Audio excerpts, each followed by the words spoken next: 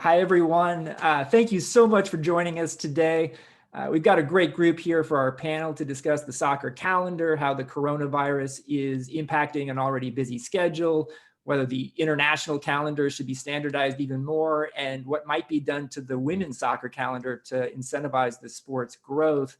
We will take a couple questions from viewers at the end. So if you have any questions, please click on your chat box and submit them there. I want to start with a topic that all three of you have been dealing with, which is adjusting your league's playing schedules due to the coronavirus. And I want to start with Lisa. How did you approach trying to find a solution with the NWSL that was safe for everyone? Well, we've actually had two different seasons this year in the year of 2020, which I affectionately call the fog of war. Our first season was built around medical protocols. It was now known as a bubble tournament in one location with very tightly scripted and then applied protocols. That was the Challenge Cup. But following the Challenge Cup, when it was clear that we could see that it would be safe to play in a more traditional home and away tournament, we created the fall series. Again, the medical protocols were the guiding structure and factor. But in this one, we modified it in order to minimize travel. So we created 3 pods, and it's a point system for what will be the fall series, and that season will end October 17th. So in each case, we came up with a different solution, but I think the big constant for us and what has helped us enormously this year were our broadcast partnerships with CBS and with Twitch. In the Challenge Cup, we were able to build it around 2 big times on CBS, which delivered enormous ratings for us. And this time in the fall series, we were able to capitalize on the fact that the TV schedule for CBS was in open conversation, and we got in and we found that we could get 5 slots on CBS, which is an enormous audience for us. So I think at the end of the day, I think right now we have 4 out of 5 of our record games TV audiences in 2020, and who would have thought? Pedro, I know the situation has been complicated for the Women's League in Spain and remains so. Could you explain what exactly you have been dealing with?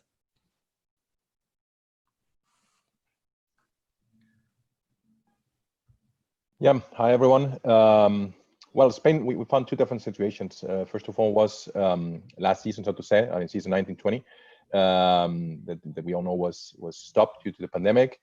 And yeah, unfortunately, nothing was done. It's not our competition, so women's football is not a LaLiga competition. It's owned by the federation. So the competition was stopped, and yeah, unfortunately, could not restart or was not restarted. Although there were only 9 match days to be played. So yeah, this was a situation that really created a problem for the clubs, because there was a TV contract that of course meant losses for the clubs, nearly to 600,000 euros, a little bit more, plus the sponsors and plus other things that really meant a problem for the clubs. Yeah, and for this new season, now we have a small problem with the calendar, of course, because the restart of the season was announced for the 5th of September first by the federation, and then suddenly we don't know why it was postponed, and it will start in 2 weeks, so 4 or 5 of October. The thing is that we lost a month, so to say, and now actually we need to find the right balance in order to ensure that if the competition starts, we need it to be ended. That's the important thing for the clubs, because TV contracts will be signed, sponsors will be signed, and for us, it's very important to find this balance and this security in terms of health security, of course, by testing strategy and all these things, and also our regulation security. I mean, we need to talk about what happens if a team has 2 or 3 positives in the team. So because we need to find the security. A season can't be ended if we need to postpone every single match when a team gets a positive. This is a problem. So we need to we need to really, and we're asking the federation to find the right regulation and the right testing controlling, so that we know that except something really dangerous happens with the pandemic, that we can end the competition. And Jake, how have things gone for the USL in terms of dealing with scheduling amid the virus, and even deciding to have some fans in the stadium early on in your restart? Yeah, as both Pedro and Lisa said, player health and wellness was the guiding light in terms of how we might come back. The mandate from the ownership was try to find a way to get back into our stadiums. We looked at a number of different models, but very much members of the community, and they wanted to be back in their local communities playing again. So how do you do that in the safest possible way? And it was a real challenge. Spent a lot of time working with medical experts from around the country and around the world to put a set of protocols in place to manage health and safety of the players. If we were to have fans in there, how would we do that, and how would we travel? The USL has the size and scale with 47 professional teams and 35 of those in the championship. That afforded us the ability to do that, to get back into our stadiums and to change our competition structure from what is a traditional East and West conference to a more hyper-local divisional structure. We put our teams into 8 divisions of 4 and 5 teams in each division to massively mitigate risk, mitigate travel, get the guys on buses as much as possible. And so in doing that, the concern was going to be that you're going to play against the same teams in your division so many times, more than the just 2 times you might see them during the regular season on a non-COVID season. So we had some concerns about that, but that really didn't play out. And what we saw was new rivalries started. Teams got very familiar with each other, playing each other multiple times. Our supporters were very flexible. Supporters didn't mind at all, and they supported their teams where we could have crowds. Those games were sold out up into the threshold that they were allowed to have in the venue. And we saw exponential increases on the broadcast as well for viewership to watch those games. So we didn't see any effect of the competition by having multiple games against the same opponent. And as you said, we were one of the first leagues to go back to their stadiums with crowds. Now, we have some crowds at 20 to 30%, and some stadiums still you can't have a crowd. And there's a great responsibility to do that. And it was a brave decision by the owners to do that. We've worked with all the municipalities locally to make sure we're following all the protocols. And now we are in the last few weeks of the season. We're heading into the playoffs, and we're going to get the season completed now. And 3 or 4 months ago, we didn't know that would be possible. So it's been a Herculean effort. Very proud of everybody at the USL and in the soccer world in general in the US for managing to keep our sport alive during this tough year. Congratulations on getting close to the end of your season, Jake. I want to stay with you for the next one before I ask the other two some specific questions about the women's game.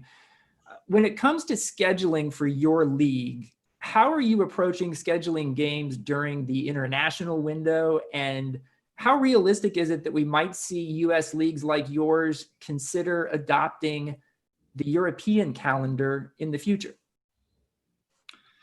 Okay, 2 good questions. Let me take the first one. And this is a good problem to have now for us in our evolution of our league in terms of the international windows and the effect. A few seasons ago, it had little effect at all. We maybe had 1 or 2 players that might get call-ups. Now we're a little over 1,200 players. About a little over 200 of those are international players representing 80 different countries. Last year in the championship, we had about 69 players, senior internationals playing in the Gold Cup, African Cup of Nations, World Cup qualifying. And that trend continues as teams make greater investments into their playing squads. And so this will become more of an issue for us to deal with. We've managed it well up until this point, but generally that sort of October or late October window tends to align with our conference finals. And so we want to make sure that players are available for their country, but also available for their clubs at those very critical moments in our season. So I would imagine we'll make some changes in the coming seasons to create some windows of our own to avoid those international windows, especially around those critical matches. In terms of the calendar and alignment of the calendar, it's a long conversation, hasn't it, or a historic conversation, and the pros and cons of that. I would say that from a technical point of view, I think it would make all the sense in the world to do so. From a practical point of view, and from the evolution of where the sport is right now in the US, it's not. And the calendar we have here is the right one for now. I think the USL teams are making great investments into youth player development, and our new academy program is a good example of that. We're signing a lot of young players into our first teams, and we're starting to see the beginnings of those players moving to MLS or to Europe. And so to be able to participate in the summer transfer window, which is when all the big deals are getting done, or the majority of the deals are getting done, when all the other teams and leagues are on a break, would make a lot of sense from a business point of view from our teams, because right now we have to do that while we're playing, and it's a bit awkward. You've spent your budget already on players. So it's a challenge.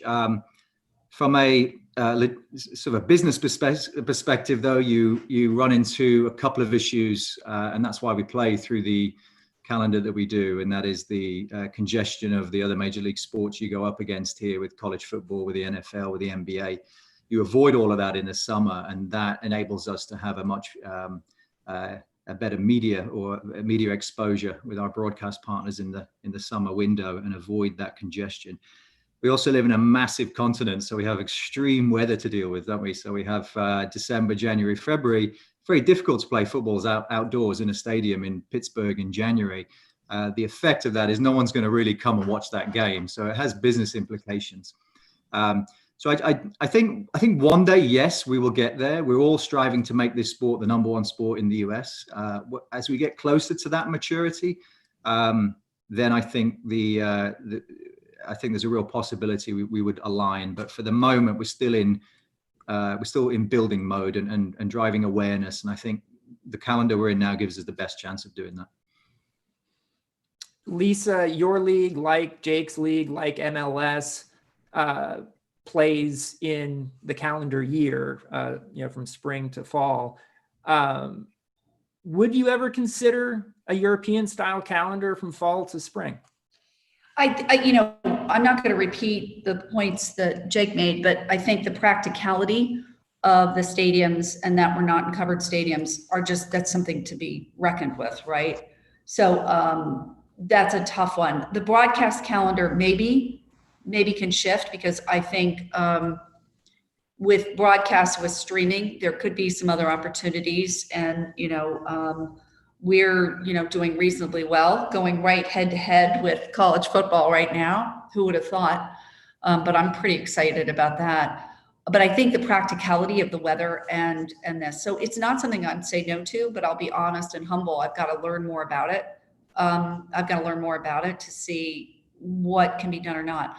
I think that you will see a different schedule us for next year, not necessarily to align with Europe, but you'll see a different schedule for us this next year. And that's just to be smart about capitalizing on the learnings that we've had from this season. For Pedro and for Lisa, I'd be curious to hear from you both on this one. Your leagues are playing a big role in the growth of women's club soccer globally. This past week, we heard the FIFA president, Gianni Infantino, say again that he's interested in considering staging a women's World Cup every 2 years instead of every 4. From your perspectives in the club game, how do you feel about that? Pedro, do you want to go first? Yeah. So I had the privilege to work for FIFA for some time. So I understand both sides. Yeah, I can understand the club perspective, the DNA of a club, and the need to have a stable competition every single weekend for the growth of women's football. And I also understand the perspective on the need in some parts of the world, being the national team the one driving the growth of women's football. I would say any debate or any decision on the growth of women's football needs to include, I think, an important stakeholder, which are the clubs, which are the leagues. So it's very important and this is the feeling of clubs. It's something that I've talked to Lisa before. I mean, we need to be part. There are leagues and clubs who need to be part of those decisions, because we can't forget that the players are being paid, are being trained every single week by the clubs. So a successful national team also depends on a successful league. And we need to take into consideration most of our clubs or most of our players.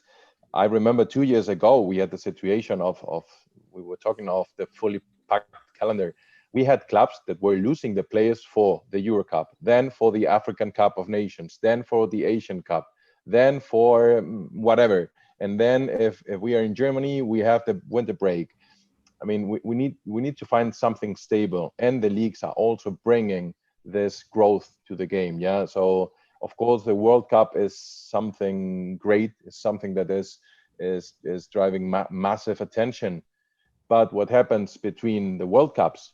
It's us. It's the clubs. It's the leagues, and the fans. I mean, I always think that football needs also to be thought as a product. So if we need this product to be in society, to be into the brands that want to invest, the TVs, anyone, we need to give them something during the whole year, not only every 2 years. Lisa? Maybe I think it might be very challenging for us. Let's just be honest about it. It would certainly be challenging for us because the schedules as they are very difficult to manage it. And I think we do it well with one World Cup. And and this is a US term, so forgive my friends in Europe, as a rookie commissioner, I'd love to throw out the idea that maybe instead of 2 World Cups, one of them they would alternate back and forth, and maybe we could have a professional team, World Championship. Maybe that might be an interesting consideration. And I throw that only because I thought what was more interesting about his whole commentary and remark was the fact that he did say that they have to be innovative with the women's game. And I don't think he just meant to just do the World Cup, because I agree with Pedro that there needs to be a base of how this sport is developed, and the pro teams are a very important part of that in each of the countries we're in. But I'll take that he wants creative ideas and innovative ideas, and I think Pedro and I have talked about working with FIFA more closely as professional teams to enable that type of back and forth dialogue to take place. Yeah, another thing that Infantino has talked about, maybe not so much last week, is having an annual FIFA Club World Cup for women. And I wonder what you, Pedro and Lisa, would you want to do more to work with them to try and get that going sooner rather than later, and maybe prioritize that ahead of a Women's World Cup every 2 years in this sense? I'd welcome the dialogue and the conversation, and I'd love it to be a well-rounded conversation with people with my colleagues from US Soccer, with the other commissioners and leaders of the leagues.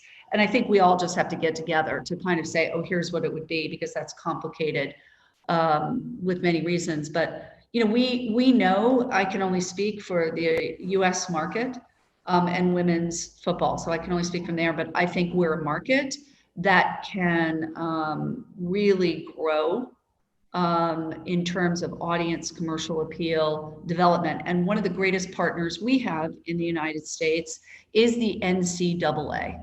And that's not something that exists. It's a very different pipeline. So we're going to want to be careful to continue to promote the development and work with the NCAA and those colleges, but also work with professional leagues. So I don't know what the answer is, but I'd welcome the chance to have a more close working relationship with the bodies at FIFA to develop something like that.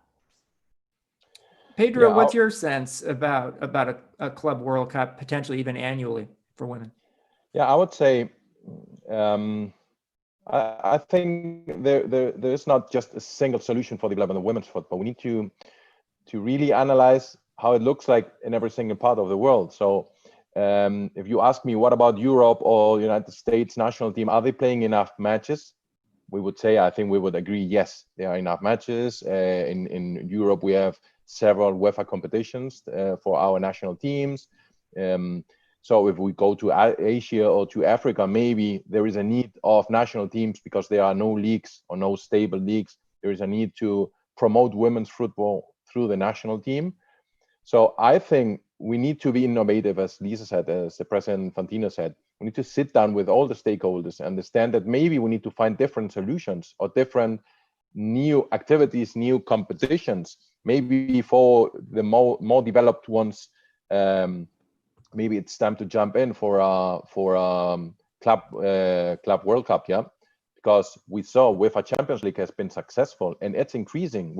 The women's Champions League here in Europe, it's increasing as a real market, as a real product. The brands are joining in, the fans are increasing. Maybe it's time to jump in. I wouldn't say let's just create this competition and that's it. We need to go to Africa, understand, are they prepared to jump in there? Yes, no. So I think it's about not just a copy paste and that's it. It's about working together, understanding the needs of every single part of the world, and then maybe establishing 2 or 3 different solutions. We've got time for a couple of questions from viewers here. Here's a question for Lisa. I heard you briefly mention the NWSL streaming deal with Twitch. How can other leagues use OTT platforms to improve the fan experience and general engagement levels? I can't answer that in a short answer, but it's something that we are absolutely committed to doing because streaming is giving us the global audience. What we're doing is what you really need to do is understand the Twitch environment or understand the OTT environment that you're operating in. So for example, we're now live streaming our games. We're finding our global audience. We're finding what's working in terms of the kinds of commentary. You've got to learn and develop the streaming for the international audience, which, as you know, is got different challenges than just airing it in one country in one language. But the key is to put yourself in that audience. So the fans on Twitch are different. So you've got to remember that, like in a Twitch experience, you really want to be enjoying the game with an influential streamer. So doing co-streaming and things like that, those are different muscles that the sports world has to use. So I can think one thing that you'll be seeing from us next season is how much we're doing co-streaming with influencers, maybe influencers from the gaming world, like Pokimane. She's the leading women's gamer in the world. But you want to get in there and do that. But we're seeing our live chats going up. We're seeing the use of emoticons and things like that go up. That all says that the engagement for women's soccer is rising. And what you see in Twitch is you can see that real time. Even just assessing the audience of Twitch is a very different thing. Is it minutes watched, hours watched, concurrent viewers, all of that. So I think the sports world is going to really embrace OTT for the real time nature of it. But we've all got to get really educated really fast. So if you're not on an OTT streaming platform, go there and mix it up a little bit. I challenge you, Grant, everybody to do that. Lastly here, the question is, and maybe this one's for Jake, a huge part for many clubs is to have fans attend matches. Some professional teams have had limited spectators while others have still chosen not to have any. How can this issue be resolved for the smaller clubs that don't get much TV streaming viewership?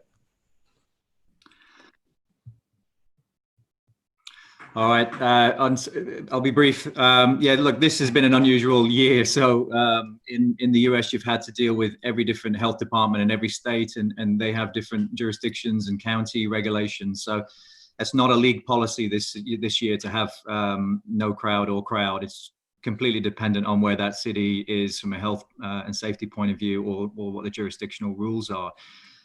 We've got no crowds in some stadium, 5,000 in Louisville, and everything in between, So our hope is that we continue to work through this as a country, obviously next year. And I suspect probably it's the middle of next season before we can see significant progress there in terms of everybody getting a strong crowd, whether that's a full stadium or not.